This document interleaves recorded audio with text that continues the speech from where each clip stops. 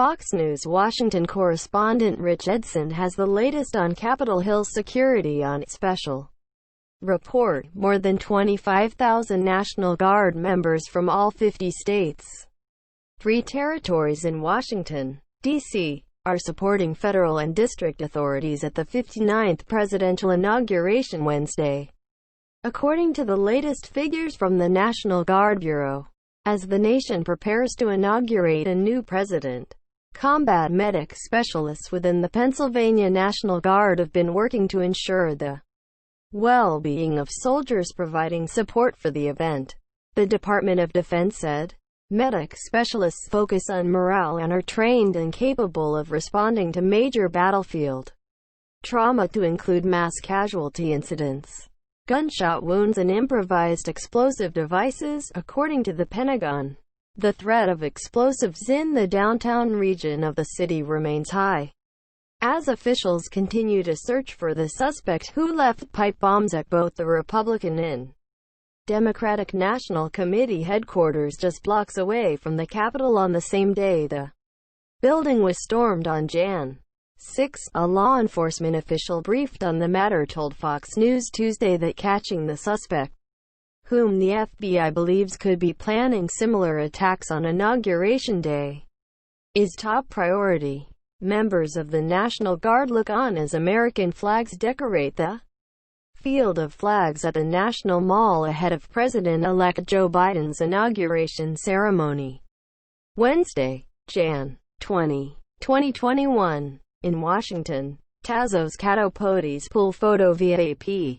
My focus here in the next couple of days is really focused on Washington, D.C. to make sure all the 200 partners, 27,000 National Guard, 14,000 law enforcement officials, 5,000 Department of Defense, providing technical assistance, are all synchronized to make sure that, again, on the 20th, it is peaceful and uneventful, Acting Department of Homeland Security Secretary Peter Gaynor told Fox News Tuesday. Gaynor on Tuesday also met with the FEMA Mobile Emergency Response Support Team in D.C., which has trailers set up and is standing ready to provide emergency support during the inauguration if needed. In brief ceremonies inside the Capitol building Tuesday evening, soldiers and airmen with the National Guard were deputized by the U.S. Capitol Police and raised their right hands to take an oath to swear to defend the U.S. Constitution against all foreign and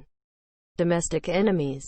National Guardsmen have been sleeping on cots inside the Capitol building, as well as in hotel rooms, as they worked in shifts for days to provide technical assistance and security for the inauguration. The U.S. Capitol building sat empty Wednesday morning, just hours before President-elect Joe Biden and Vice President-elect Kamala Harris are expected to be sworn in around 12 p.m. Eastern Time.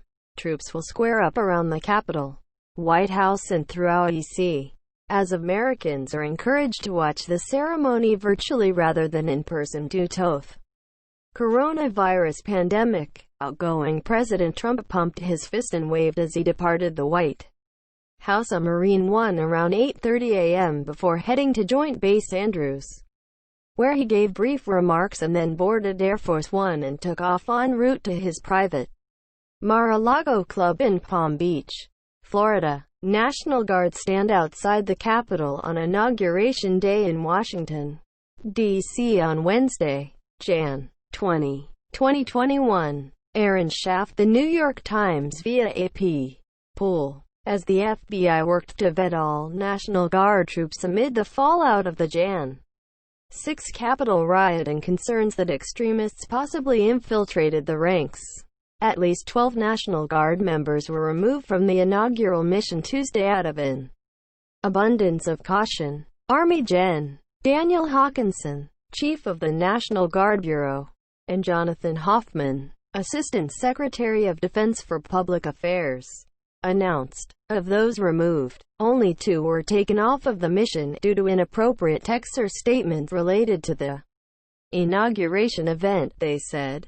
We work very closely with law enforcement, and if there's any identification or anything whatsoever that needs to be looked into, Out of an abundance of caution, we automatically pull those personnel off the line and make sure that they're not part of the mission set, the National Guard Public Affairs Press Desk said in a statement. No permits have been issued by the National Parks Service, NPS, for Stop the Steal or other pro-Trump rallies in D.C. for Wednesday, unlike as previously seen in the weeks leading up to Jan. 6. The federal agency did issue a permit to the group Working Families Party, D.C. Action Lab to hold a demonstration aimed to call on President Biden to hold more progressive policies.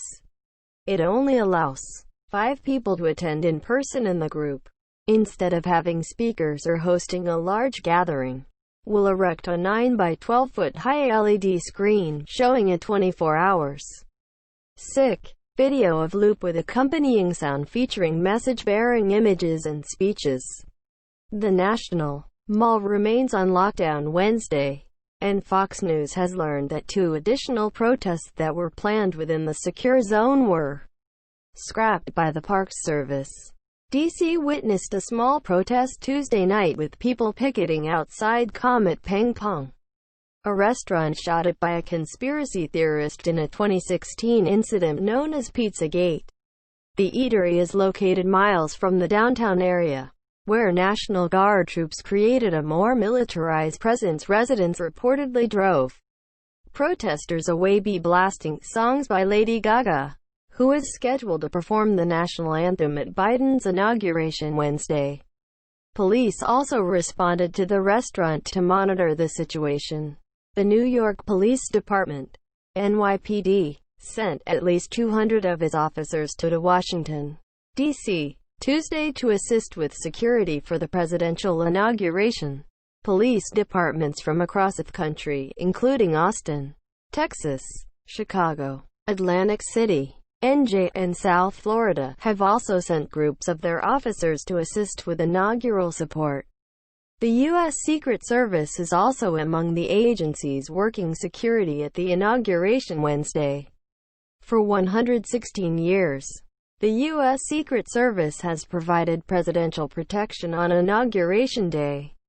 Fewer than a dozen Secret Service special agents worked the detail in 1905 when the nation's 32nd presidential inauguration marked the beginning of then-President Theodore Roosevelt's second term. In recent years, that number has grown to thousands of Secret Service personnel on the ground and working around the clock to ensure a safe and successful event, the agency said in a video posted Tuesday.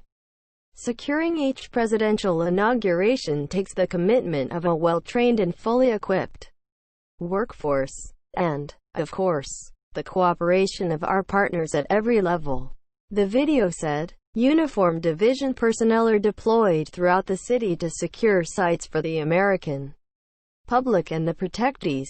Planning for the next inauguration begins the moment the current one ends. The Justice Department has brought charges against at least 100 individuals in connection to the Jan.